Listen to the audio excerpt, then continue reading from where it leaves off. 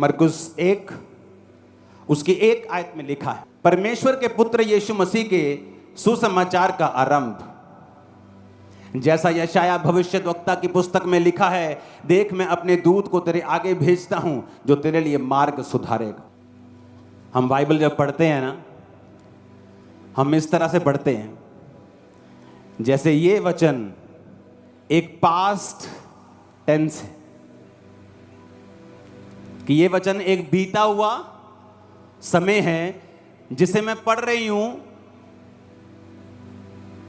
कि ये पुराने समय में हुआ था। समझ आ रही है कि नहीं? अगर यीशु मसीह भी आपकी तरह वचन पढ़ते तो जब यशाया भविष्यद्वक्ता की पुस्तक उन्हें लाकर दी गई तो उसमें लिखा था कि परमेश्वर का आत्मा किस पे है, और उसने कंगालों को सुसमाचार सुनाने के लिए मेरा अभिषेक किया। तो अगर परमेश्वर भी बाइबल हम जैसी पढ़ते तो यही सोचते कि 700 साल पुराना वचन पढ़ रहा हूं, लेकिन यीशु मसीह ने जब बाइबल को खोला तो वो ये बात जानते थे कि ये वचन मेरे लिए लिखा है। तो इसलिए उन्होंने कहा आज ये लेख तुम्हारे सामने पूरा हुआ है। उसने कहा कि देख मैं अपने दूत को तेरे आगे भेजता हूं जो तेरे लिए मार्ग सुधारेगा। किसके लिए मार्ग सुधारेगा? जीसस के लिए। कौन थे जीसस? परमेश्वर का एक रूप। परमेश्वर धरती के ऊपर अपने इंसान के रूप में आया। वो पूरा इंसान भी था और पूरा परमेश्वर भी था। अगर वो पूरा इंसान था और है तो आप इस वचन को अपने लिए भी ले सकते हैं। जिस दिन आप जीसस क्राइस्ट की तरह पिता को खुश करना शुरू कर देंगे, जिस दिन आप जीसस क्राइस्ट की तरह उसकी पवित्रताई को पहन लेंगे और अपना लेंगे और अपने ऊपर ओढ़ लेंगे, और आप यीशु मसीह की जिस तरह वचनों से प्यार करते थे उसी तरह आप खुदा के वचनों से जब प्यार करने लगेंगे तो वो ये वचन आपके लिए भी पूरा होगा कि वो तेरे आगे दूतों को भेजेगा जो तेरे मार्ग को सीधा करेंगे। आप देखेंगे फिर क्या होता है, किस तरह से आपके रास्ते सीधे होते हैं जो टेढ़े हो चुके हैं, किस तरह से आपके परिवार के रास्ते सीधे होते हैं, किस तरह से आपके बच्चों की पढ़ाई के रास्ते सीधे होते हैं, किस तरह से आपके हस्बैंड की पढ़ाई के, उसके हस्बैंड के बिजनेस के रास्ते सीधे होते हैं। ओ आमीन। मेरे को ऊंचे वाला चाहिए चर्च। हालेलुया।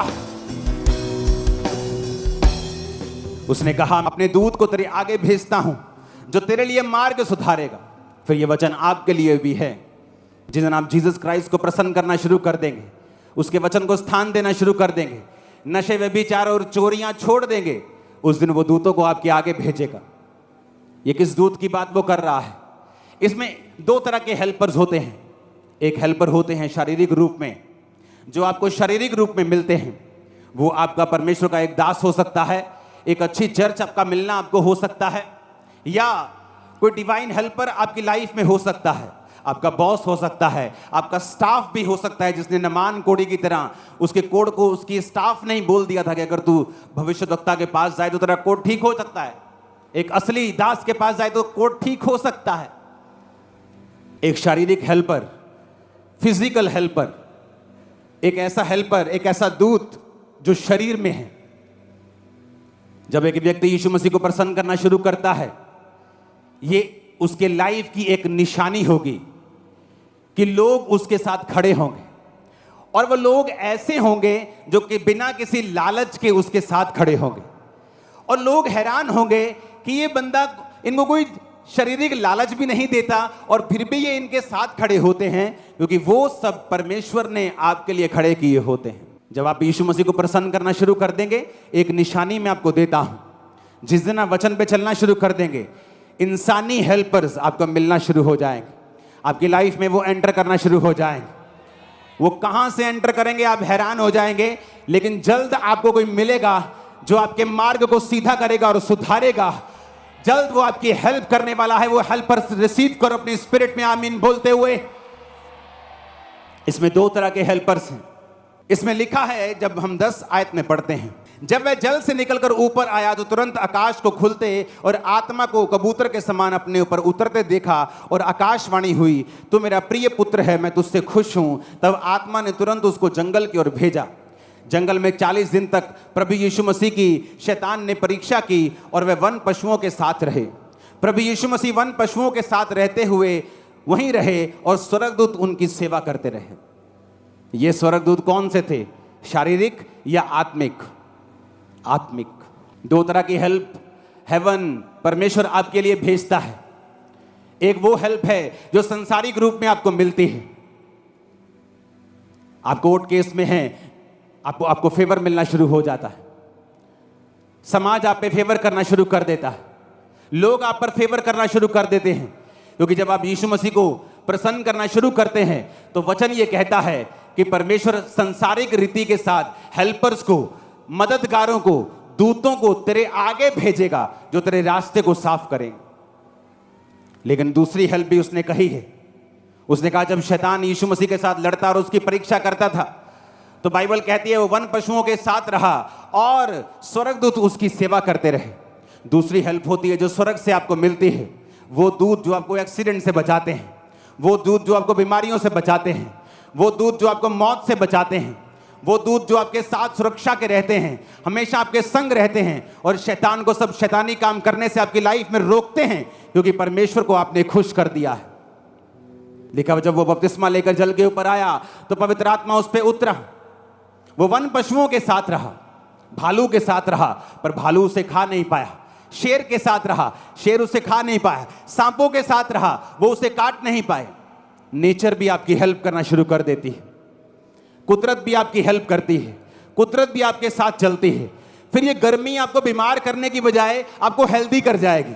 ज्यादा सर्दी आपको बीमार करने की बजाय आपको स्ट्रांग कर जाएगी, क्योंकि कुदरत भी आपके साथ रहेगी जब आप परमेश्वर के साथ रहेंगे। तो आप मेरी बात समझ रहे कि नहीं? कारण एक ही है कि क्या आप परमेश्वर के साथ जुड़े हुए हैं कि नहीं। अगर आप अभी भी कुंडियां लगाते हैं, आप बिजली चोरी करते हैं, आप तेल चोरी करते हैं, गल्लों से चोरी करते हैं, अपनी दुकानों से, अपने मालिकों से चोरी करते हैं, घरों में काम करने वक्त चोरी करते हैं, ऑफिस फैक्ट्री में काम करते वक्त चोरी करते हैं, फिर यह वचन आप लोगों के लिए नहीं है। क्योंकि वचन में लिखा है तू चोरी ना कर, तू व्यभिचार ना कर, अपने माता पिता की आज्ञा को मान, झूठी साक्षी, झूठी गवाही ना दे, अपने भाई को बदनाम ना कर। अगर तुम वचन को तोड़ते हो तो ना तो शारीरिक हेल्पर काम आते हैं, फिर लोग ऑफेंड हो जाते हैं, निराश हो जाते हैं। नो मेरे कोई काम नहीं आंदा, ओ टाइम ते मेरे कोई काम नहीं आंदा, कोई मेरे नाल नहीं गा। क्योंकि तेरे साथ अगर परमेश्वर नहीं है तो तेरे साथ कोई नहीं होगा। अगर तेरे साथ परमेश्वर है और तू अकेला है तो ऐसी ही भीड़ तेरे साथ भी खड़ी हो जाएगी जो वहां बैठी। और आमीन। मेरे को ऊंचे वाला चाहिए चर्च। वो कहता मैं स्वर्गीय दूतों को भेजूंगा, तुम्हारे सपनों में दूत आएंगे। लोगों को लगता है मैं सपनों में आता हूं। मैं कैसे सपनों में आ सकता हूं? मैं अपने घर सोया हूं भाई, मैं तुम्हारे सपनों में नहीं आ सकता हूं। दूत मेरी शक्ल लेकर तुम्हारे सपनों में आते हैं। दूतों को परमेश्वर के दासों की शक्ल लेकर मैंने हजारों लाखों लोगों के सपनों में आते हुए सुना है। जब आप परमेश्वर के साथ पक्के होंगे तो स्वर्ग दूत आपको रिलीज किए जाएंगे, आपको एक्सीडेंट से वो बचाएंगे, कोविड से बचाएंगे, महामारियों से बचाएंगे, सारे कीटाणुओं को खत्म कर देंगे तुम्हारी बॉडी पर से, कमजोरियों को खत्म कर देंगे, एक्सीडेंट को फिनिश कर देंगे, माइंड को तुम्हारे रिलैक्स रखेंगे। और आमीन। मेरे को ऊंचे वाला चाहिए चर्च। तुम जादूगरों के ऊपर पैर रख दोगे, चीखे मारेगा तो ना, जादू तुम पर असर नहीं होगा, तुम्हारी जूती पर भी असर नहीं होगा, तुम्हारी जूती पर भी जूती जितना भी असर नहीं होगा। मैंने कहा, मैं सच कह रहा हूं। अगर लेकिन इफ परमेश्वर तुम्हारे साथ है तो, अगर तुमने उसको प्रसन्न किया है तो कुदरत भी तुम्हारे साथ रहेगी, लोग भी तुम्हारे साथ रहेंगे, स्वर्गदूत भी तुम्हारे साथ रहेंगे। हेवन ओपन होता हुआ तुम्हारे ऊपर भी मैं देख रहा हूं, तुम्हारे ऊपर ब्लेसिंग्स को आता हुआ मैं आज देख रहा हूं। आमीन। मेरे को ऊंचे वाला चाहिए चर्च। हालेलुया। लिखा 14 आयत में, यूहन्ना के पकड़वाए जाने के बाद यीशु ने गलील में आकर प्रभु के राज्य का सुसमाचार आरंभ किया। कहा समय पूरा हुआ है, प्रभु का राज्य निकट आ गया है, मन फिराओ, सुसमाचार पर विश्वास करो। गलील की झील के किनारे किनारे जाते हुए उसने शमौन और उसके भाई आंद्रियास को झील में जाल डालते देखा, क्योंकि वो मछुए थे। यीशु ने उनसे कहा, मेरे पीछे आओ, मैं तुमको मनुष्यों के मछुए बनाऊंगा। वो तुरंत जालों को छोड़कर उसके पीछे हो लिए। कुछ आगे बढ़कर उसने जबदी के पुत्र याकूब और उसके भाई यूहन्ना को जालों में नावों को सुधारते देखा। इसमें 4 लोगों का जिक्र है, पतरस और उसका भाई आंद्रियास, यूहन्ना और उसका भाई याकूब। परमेश्वर ने कहा, जब पतरस और आंद्रियास को झील में देखा, कहा, मेरे पीछे आ जाओ। क्या हो गया भाई, कौन हो तुम लोग? तुम कौन हो, मैं तुम्हारे पीछे आ जाऊं? अपना बिजनेस छोड़ के, काम धंधा छड़ के तेरे पीछे लग जाइए भाई, की गल? कभी प्रैक्टिकल वचन को समझने की कोशिश की है? आप सोचो, आप अपनी दुकान पे खड़े हो, आपकी एक शॉप है, हाँ, तो थे NRI कस्टमर आया होया, तो 5-5 हज़ार के सूट सारे खोले हुए। अब तो भैन जी ने हुण 50,000 का बिल बनाना, तो बाहर तुहानूं पास सदे, आ जा यार मेरे। वाना पास्टर जी की करते तुसीं? पर बाइबल कहती है वो तुरंत 18 आयत में अपने जालों को छोड़कर परमेश्वर के, क्या हुआ ऐसा? अगर हम ये कहें कि चलो जी पतरस ते आंद्रियास गरीब सीगे ते काम धंधा है नहीं सी ते मच्छियां फड़ियां नहीं जांदियां, ते यीशु ने क्या पीछे आ जा, कहते चलो इत्थे भी कुछ है नहीं, ये पीछे लंगर लंगर खावांगे, चलिए। अब फिर हम दूसरा केस पढ़ते हैं, लिखा, कुछ आगे बढ़ के उसने जबदी के पुत्र याकूब और उसके भाई यूहन्ना को नाव पर जालों को सुधारते देखा। उसने तुरंत उन्हें बुलाया और वे अपने पिता जबदी को मजदूरों के साथ नाव पर छोड़कर, अब इस केस में जो याकूब और यूहन्ना हैं, उनके पिता ने मजदूर रखे हुए हैं कि 10, 15, 20 लोगों की टोली है। मेरी दुकान पे 10 लोग काम करते थे और मेरी रोज की इनकम 1 लाख रुपए के करीब होगी, कभी 60,000, 50,000, कभी लाख, कभी 1.5 लाख रोज की इनकम। जितना उस समय 2002-3 में फॉरेन में लोग 1 लाख, 1.25 लाख रुपया 1 महीने का कमाते थे, तब उस समय की रोज की पंजाब में इस खामबरा में इनकम थी। आप मेरी बात समझ रहे हो? तो मेरे पास 10 लोग थे, तो इसके पास भी इतने लोग थे कि ये लाखों रुपया कमा रहे होंगे उस समय के। लेकिन यहां भी क्या लिखा कि वो अपने पिता जबदी को मजदूरों के साथ नाव पर छोड़कर यीशु मसीह के पीछे हो ली। ऐसा क्या हो गया? सोचो, ऐसा क्या हुआ कि वो यीशु मसीह के पीछे लग गए? वो जीसस खुदा के वचन को इतना मानते थे और इतना सीरियसली उस पर चलते थे बचपन से ही। 12 साल की उम्र में यीशु को मालूम था कि मैं पिता की संतान हूं। तो जब उसके माता पिता के साथ वो वापस नहीं गया अपने घर और पर्व में रह गया, तो माता पिता 3 दिन के बाद कुड़ते हुए यीशु से मिले और कहा, ओए तू घर वापस नहीं आया, हम तुझे कुड़ते हुए ढूंढते हैं। तो यीशु ने क्या कहा? पिता ने कहा, यीशु ने कहा कि क्या तुमको नहीं पता मुझे अपने पिता के भवन में होना जरूरी है? तो यीशु को मालूम था वो पिता का क्या है, भवन है। तो यीशु ने फिर सेवकाई 12 साल की उम्र में शुरू नहीं की, क्योंकि बाइबल कहती है सारे सदूकी, फरीसी, शास्त्री, विद्वान जब 12 साल के प्रभु यीशु से वार्तालाप करते थे तो जवाब नहीं थे जो यीशु मसीह उनसे पूछते थे। यीशु मसीह की बुद्धि, यीशु मसीह के जवाब उनको मालूम था कि ये आम बालक नहीं है।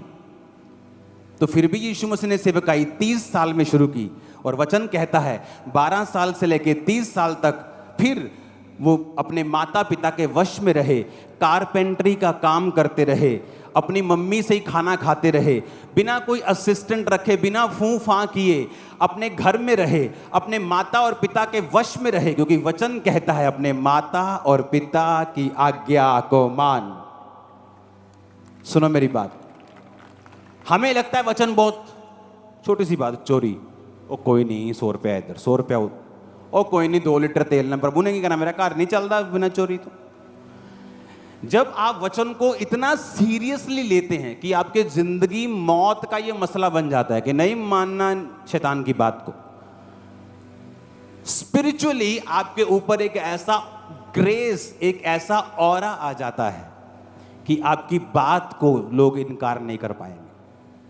ये रीजन था कि जीसस के ऊपर इतनी ग्रेस आ चुकी थी, उसकी आवाज में इतना दम, इतनी पावर, इतनी खींच, इतना होली स्पिरिट था कि जब वो बोलता था कि अपना काम छोड़ दे, सेवा में आ जा, नथिंग कैन स्टॉप। आ रहे हैं सेवा में, छोड़ देंगे बिजनेस। आज पास्टर्स क्या कहते हैं, लोग साडी गल नहीं सुनते, बच्चे साडी गल नहीं सुनते, यूथ साडी गल नहीं सुनता, ये सेवा नहीं करते। क्यों? क्योंकि तुम्हारे ऊपर वो क्राइस्ट वाला ऑरा नहीं है। जब तुम्हारे पास क्राइस्ट वाला ऑरा होगा, तुम्हारे पास वो ग्रेस होगी, तुम एक बार बोलोगे, लोग आएंगे। तुम बोलोगे चलो सेवा करनी, लोग आएंगे। इस साल के एंड तक 500 जवान, सिर्फ जेंट्स की बात कर रहा हूं, लड़कियां अलग, 500 जवान बंदे अपना जीवन इस चर्च को देने वाले हैं। 500, उनके रहने का कॉलेज अलग से बना रहा हूं। 500, उनमें पढ़े लिखे डॉक्टर्स, इंजीनियर्स भी हैं उनमें। कहते हमने चर्च जाना है, सेवा करनी। 5 लोगों को संभालना मुश्किल होता है आज। किसी चर्च में 5 लोग काम करते हो ना, सिर दर्द कर देते। 5 लोग ही, पास्टर के सिर में दर्द है 5 लोगों के कारण। जब आप वर्ड को सीरियसली लेंगे, मैं आपको बता रहा हूं, आपके ऊपर एक ग्रेस कवर करेगी, एक ऑरा, एक सामर्थ, एक अम्ब्रेला, एक छतरी बन जाएगी आपके आसपास। आपके शब्दों में पावर होगी, खींच होगी, ग्रेस होगी, ताकत होगी। शैतान को भी वो चुभेगी और लोगों की लाइफ में काम भी करेगी इन जीसस नेम। मैंने कहा वो काम करेगी यीशु के नाम में। Hallelujah, hallelujah. आप मेरी बात समझ रहे कि नहीं? ये वचन जब आप इस रीति से पढ़ना शुरू करेंगे कि क्या हो गया ऐसा कि जीसस ने एक बार बोला, 2 बंदे पीछे, चलो गरीब मान लो। अगली पार्टी गरीब नहीं थी, वो तो मजदूरों वाली पार्टी थी। पर लिखा तुरंत, सोचा भी नहीं, ये भी नहीं कहा प्रभु चलो ठीक है, घर में सलाह कर लेते एक बार। कई बार लोग, आप लोगों से कुछ कहो, सलाह करके बताते हैं, उनको बोलो मत आओ, तुम रिजेक्ट हो, सेम टाइम। हालेलुया। उन्होंने कहा सलाह करके, नहीं कि देखा तुरंत, फिर से पढ़ेंगे, लिखा वो तुरंत अपने पिता जबदी को मजदूरों के साथ नाव पर छोड़कर उसके पीछे हो ली। आप जीसस के साथ वफादार हो जाओ, आपके शब्दों में सामर्थ आ जाएगा, एक ऑरा आपके ऊपर आ जाएगा, एक ग्रेस आपके ऊपर होगी, वो आपको हमेशा कवर करके रखेगी। एक ही चीज है जो उस ग्रेस को खत्म कर सकती है। कोई शैतान, कोई विरोध, आपके खिलाफ झूठी बातें, आपके खिलाफ लोग, मुकदमे, कुछ उसे खत्म नहीं कर सकता। आपका अपना पाप उसे खत्म करेगा जब करेगा। अपने पाप के कारण वो छतरी आप खो दोगे, लेकिन और कोई चीज उस छतरी को, उस ग्रेस को, उस अम्ब्रेला को खत्म नहीं कर पाएगी। और ये एक दिन में नहीं होता, एक साल में नहीं होता, ये सालों साल परमेश्वर के साथ चलने का नतीजा होता है। जब आप हर समय निकाल लेते हैं, हर मौसम निकाल लेते हैं, वफादारी के साथ बाप के साथ खड़े रहते हैं, दुखों में, तकलीफों में, प्रार्थनाओं में, डाउट में भी आप उसके साथ खड़े रहते हैं। ना सुखों में पिघलते हैं आप शैतान की तरफ, ना दुखों में पिघलते हैं, ना साइलेंट टाइम में, जब ना उस टाइम में जब परमेश्वर आपके लिए लगातार बोलता है, आपको गवाहियां देता है। आप जब किसी समय में गिरते नहीं हैं, आपकी लाइफ के ऊपर वो ऑरा, वो ग्रेस, वो बढ़ती ही जाती है। और वो बढ़ती जाएगी आज से ही, और वो बढ़ती जाएगी आपके परिवार के ऊपर से, और वो बढ़ती जाएगी आपकी बॉडी के ऊपर। आप हेल्थी होंगे और शिक्षक नहीं बन सकते जब तक आत्मा आपको बाइबल ना सिखाए। देखा, जब वे कफरनहूम में आए तो वह तुरंत सबत के दिन आराधनालय में जाकर उपदेश करने लगा। लोग उसके उपदेश से चकित हुए, क्योंकि वो शास्त्रियों के समान नहीं, अधिकारी के समान उपदेश देता था। इसको इंग्लिश में पढ़ना बहुत जरूरी है। And they were astonished at his doctrine, for he taught them as one that had authority, and not as the scribes.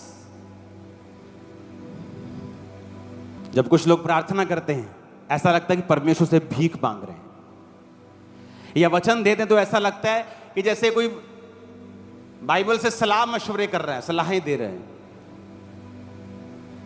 लेकिन देखा जिसके ऊपर परमेश्वर का आत्मा होता है, जो वो वचन देता है या प्रार्थना करता है, वो अधिकार ऐसा लगता है कि एज ही हैड अथॉरिटी, कि अथॉरिटी है इसको बीमारियों के ऊपर, शैतान के ऊपर, कि वो कमांड कर रहा है लोगों को कि तुम चोरी नहीं करोगे। यार चोरी ना करियो। कई लोग प्रीच करते हैं, उनके प्रीच में पावर फील नहीं होती, सामर्थ फील नहीं होती, आत्मा फील नहीं होता। ऐसे लगता है जैसे कोई स्क्राइब, जैसे कोई शास्त्री फरीसी प्रचार कर रहा है और यीशु मसीह के बारे में बता रहा है।